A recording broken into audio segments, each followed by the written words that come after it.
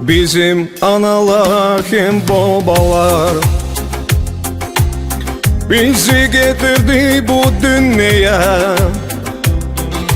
Yıllardan bir faydalı çizim, bırakalım o sevgiyi size.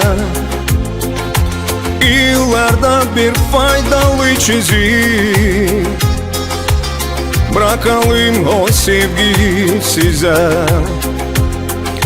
Kahırdan pek tez iktidarlar insan, açıkır kahırlar yorgun cana. Yalvarırım Allah'a satıversin uygunluk hem sevda canım sana. Uygunluk hem sevda canım sana.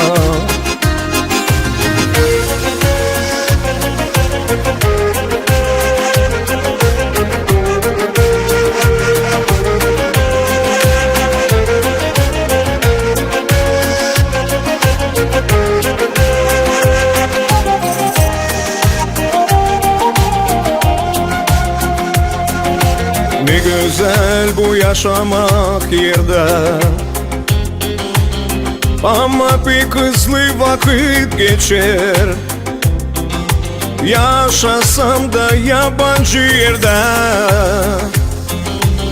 canımı her gün eve çeker. Yaşasam da yabancı yerde, canımı hep gün eve çeker. Kahırdan pek tez iktidarlar insan,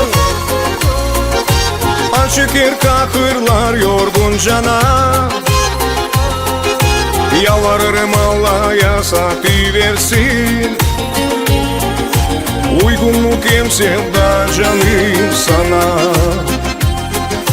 Uygunluk hem sevda canım sana.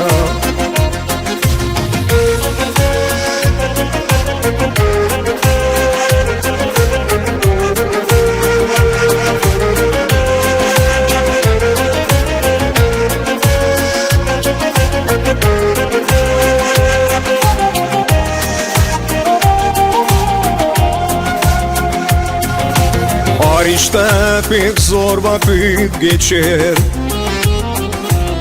aklına gelirse iyi günler. Sadi uşaklar kim babalar, verirler nasat yaşamaya.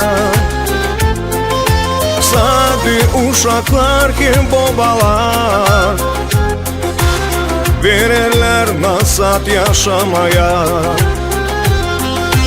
Kahırdan pek tez iktidarlar insan, açıkır kahırlar yorgun cana. Yalvarırım Allah'a satıversin uygunluk hem sevda canım sana. Uygunluk hem sevda canım sana.